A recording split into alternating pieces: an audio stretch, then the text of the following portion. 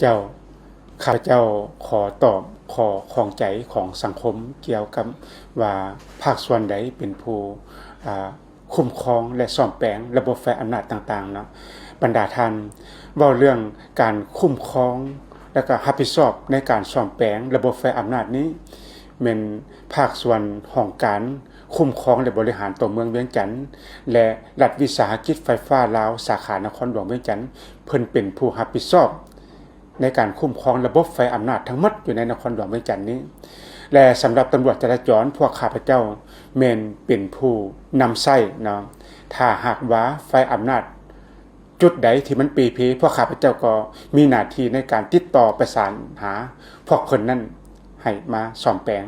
ให้มันใช้ได้ตามปกติเนาะเพื่อเป็นการอำนวยความสะดวกให้แก่ผู้ใช้รถใช้ถนน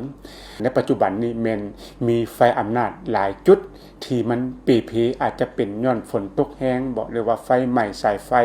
ไฟช็อตจังได๋ก็แล้วแต่เนาะ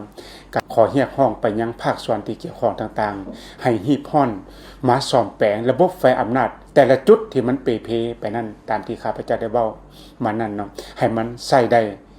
คือเก่าเนาะเพื่อเป็นการอำนวยความสะดวกให้แก่ผู้ใช้รถใช้ถนนและก็เป็นการช่วยเหลือตำรวจจราจรพวกเฮาเนาะในระยะที่ผ่านมาพวกข้าพเจ้าสังเกตเห็นหลายต่อหลายครั้งเนาะ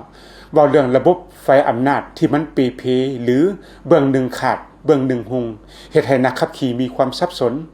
และก็นำไปสู่การเกิดอุบัติเหตุเนาะเพราะว่าผู้ที่อยู่เบื้องไฟอำนาจใช้การได้ก็ปฏิบัติตามกฎ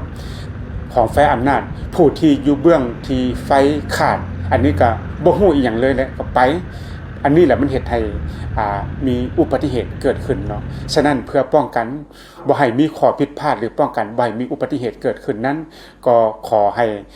สำหรับผู้ใช้รถใช้ถนนก็ต้องปฏิบัติตามกฎระเบียบจราจรอย่างเข้มงวดและก็ให้ปฏิบัติตามหลักการแท้ๆเนาะเวลาเข้าสู่ทางแยกที่บ่มีไฟอำนาจหรือไฟอำนาจเปเพสำหรับผู้ที่รับผิดชอบในการซ่อมแปลงก็ขอให้ลงมาซ่อมแปลงให้อย่างรีบด่วนเนาะเพื่อให้ไฟอำนาจนั้นนำใช้ได้อย่างเป็นปกติเพื่อป้องกันบ่ให้ผู้ใช้รถใช้ถนนเกิดความสับสนและก็เกิดอุบัติเหตุนั้น